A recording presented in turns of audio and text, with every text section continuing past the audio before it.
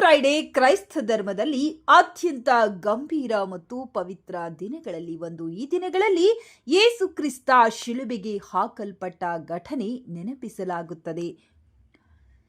ಇತಿಹಾಸ ಮತ್ತು ಘಟನೆ. ಸುಮಾರು 2000 ವರ್ಷಗಳ ಹಿಂದೆ ಯೇಸು ಕ್ರಿಸ್ತನು ಪ್ರೀತಿ, ಸತ್ಯ ಮತ್ತು ದೇವರ ಮಾರ್ಗವನ್ನ ಬೋಧಿಸುತ್ತಿದ್ದರು. ಆದರೆ ಆ ಕಾಲದ ಕೆಲವು ಧಾರ್ಮಿಕ ಮತ್ತು ರಾಜಕೀಯ ನಾಯಕರು ಅವರನ್ನ ವಿರೋಧಿಸಿದರು. ಯೇಸುವನ್ನ ಬಂಧಿಸಿದರು, ನ್ಯಾಯಾಲಯದಲ್ಲಿ ವಿಚಾರಣೆ ನಡೆಸಿದರು, ಕೊನೆಯಲ್ಲಿ ಶಿಲುಬೆಗೆ ಹಾಕುವ ಶಿಕ್ಷೆ ನೀಡಿದರು.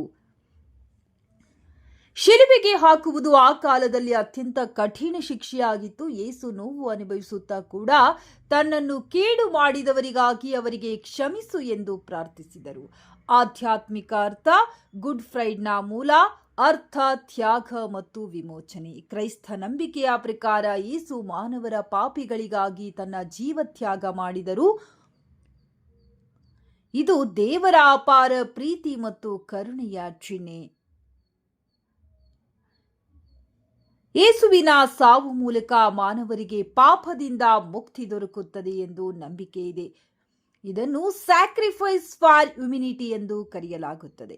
ಗುಡ್ ಎಂದು ಯಾಕೆ ಕರೆಯುತ್ತಾರೆ? ಇದು ದುಃಖದ ದಿನವಾಗಿದ್ದರೂ ಗುಡ್ ಎಂದು ಕರೆಯುವ ಕಾರಣ ಯೇಸುವಿನ ತ್ಯಾಗದಿಂದ ಮಾನವ ಕುಲಕ್ಕೆ ರಕ್ಷಣೆಯ ದಾರಿ ತೆರೆದಿತು. ದುಃಖದ ಘಟನೆಯಲ್ಲೂ ಒಳ್ಳೆಯ ಅರ್ಥ, ಹೋಪ್ ಅಂಡ್ ಸಲ್ಯೂಷನ್ ಇದೆ. ಆಚರಣೆಗಳು. ಚರ್ಚ್ನಲ್ಲಿ ವಿಶೇಷ ಪೂಜೆಗಳು, ಬೈಬಲ್ ಪಠಣ, ಶಿಲುಬೆಯ ಪೂಜೆ, ಭಕ್ತರಲ್ಲಿ ಉಪವಾಸ, ಮೌನ ಮತ್ತು ಧ್ಯಾನ, ಪಶ್ಚಾತ್ತಾಪ. ಆಚರಣೆ. ಯೇಸು ಶಿಲುಬೆಗೆ ಹೋಗುವ ಮಾರ್ಗದ 14 ಹಂತಗಳನ್ನು ಸ್ಮರಿಸುವುದು. ಈಸ್ಟರ್ನೊಂದಿಗೆ ಸಂಬಂಧ. ಗುಡ್ ಫ್ರೈಡೆ ನಂತರ ಬರುತ್ತದೆ ಈಸ್ಟರ್. ಗುಡ್ ಫ್ರೈಡೆ ಯೇಸುವಿನ ಸಾವು, ಈಸ್ಟರ್ ಯೇಸುವಿನ ಪುನರುತ್ಥಾನ. ಇದರಿಂದ ದುಃಖದಿಂದ ಸಂತೋಷದ ಕಡೆಗೆ ಎಂಬ ಸಂದೇಶ ಸಿಗುತ್ತದೆ. ಜೀವನದ ಪಾಠಗಳು.